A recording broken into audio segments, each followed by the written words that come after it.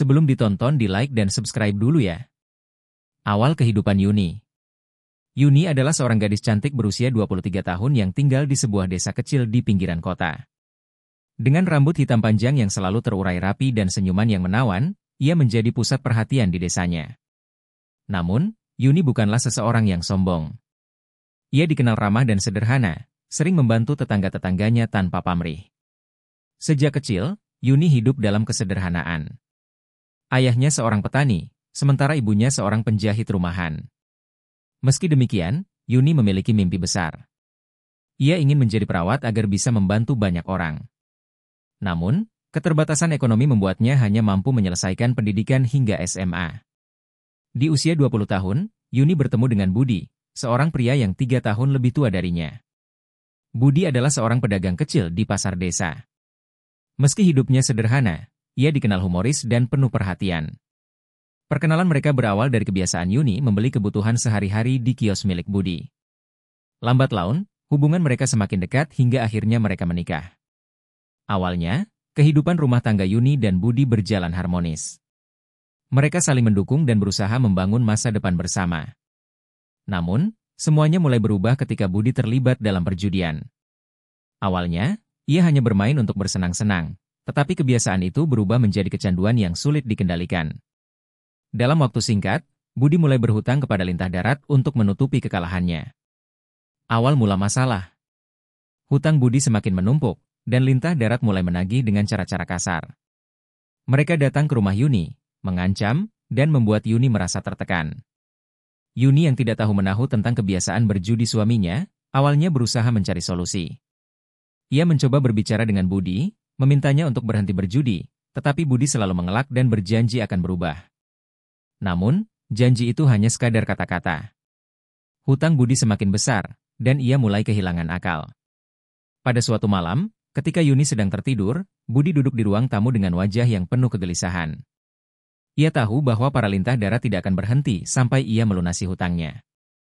Dalam keadaan terdesak, Budi mulai memikirkan cara-cara yang tidak masuk akal. Esok harinya, Budi membawa Yuni ke kota dengan alasan ingin mencari pekerjaan baru. Yuni yang tidak curiga, mengikuti suaminya dengan hati penuh harapan. Namun, setibanya di sebuah rumah mewah, Yuni merasa ada yang aneh. Ia melihat seorang pria parubaya dengan tatapan licik menyambut mereka. Budi memperkenalkan pria itu sebagai Pak Arman, seseorang yang katanya akan membantu mereka. Yuni mulai merasa tidak nyaman ketika Budi meminta dirinya untuk tinggal di rumah itu selama beberapa hari. Ketika Yuni bertanya alasannya, Budi hanya menjawab singkat, "Ya ini demi masa depan kita, Yuni. Percayalah padaku." Pengkhianatan yang menyakitkan. Hari pertama di rumah Pak Arman terasa seperti mimpi buruk bagi Yuni. Ia diperlakukan seperti tamu istimewa, tetapi perasaan tidak enak terus menghantuinya. Ketika malam tiba, Yuni mendengar percakapan antara Budi dan Pak Arman dari balik pintu kamar. Ia mendengar kata-kata yang membuat hatinya hancur, "Jikalau dia setuju, hutangmu lunas." Dengan tubuh gemetar, Yuni menyadari bahwa Budi telah menjual dirinya untuk melunasi hutang. Air mata mengalir deras di pipinya.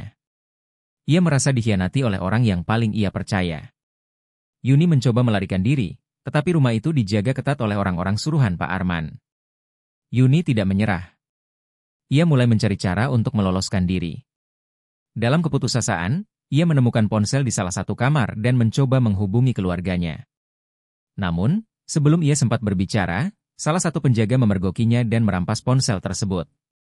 Pak Arman, yang mengetahui usaha Yuni, mendatanginya dengan senyum sinis. "Kamu tidak punya pilihan, Yuni. Suamimu sudah menyerahkanmu padaku. Kalau kamu ingin bebas, bayar hutangnya," katanya dengan nada dingin. Harapan di tengah kegelapan. Malam itu, Yuni berdoa dengan air mata yang tak henti mengalir. Ia memohon pertolongan Tuhan agar diberi jalan keluar dari situasi mengerikan ini. Di tengah keputusasaan, seorang pelayan rumah bernama Siti datang ke kamarnya. Siti adalah seorang wanita parubaya yang bekerja untuk Pak Arman. Siti merasa iba pada Yuni dan memutuskan untuk membantunya. Dengan hati-hati, Siti memberitahu Yuni tentang pintu belakang yang jarang dijaga. Ia juga memberikan uang secukupnya untuk ongkos perjalanan. "Cepat pergi sebelum mereka menyadari," bisik Siti. "Jangan kembali ke suamimu. Dia tidak pantas untukmu." Dengan bantuan Siti, Yuni berhasil melarikan diri dari rumah itu. Ia berlari sejauh mungkin hingga akhirnya menemukan sebuah penginapan kecil di pinggir jalan. Di sana, ia beristirahat dan mulai merencanakan langkah berikutnya. Bangkit dari kehancuran. Setelah melarikan diri, Yuni memutuskan untuk memulai hidup baru. Ia pergi ke kota besar dan mencari pekerjaan. Dengan tekad yang kuat, Yuni berhasil mendapatkan pekerjaan sebagai pelayan di sebuah kafe kecil. Meski pekerjaannya sederhana, Yuni merasa bersyukur karena bisa hidup mandiri tanpa bergantung pada orang lain. Di tempat kerja barunya, Yuni bertemu dengan seorang pria bernama Dika. Dika adalah seorang manajer muda yang sering datang ke kafe untuk bekerja.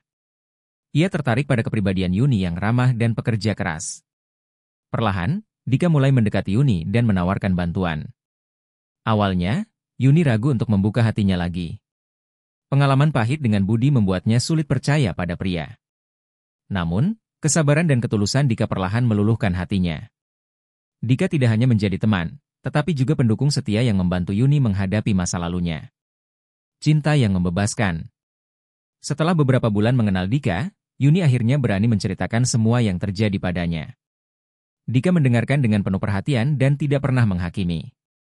Ia bahkan menawarkan bantuan hukum untuk memastikan Budi dan Pak Arman mendapat hukuman atas perbuatan mereka.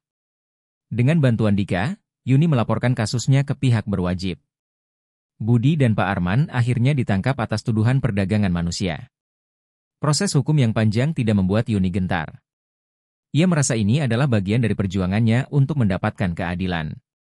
Setelah semua masalah selesai, Yuni dan Dika memulai hidup baru bersama. Dika melamar Yuni dengan cara yang sederhana namun penuh makna. Yuni akhirnya menemukan cinta sejati yang membebaskannya dari trauma masa lalu. Ia belajar bahwa meski hidup penuh cobaan, harapan dan cinta sejati selalu ada bagi mereka yang berjuang. Kisah Yuni menjadi inspirasi bagi banyak orang di sekitarnya.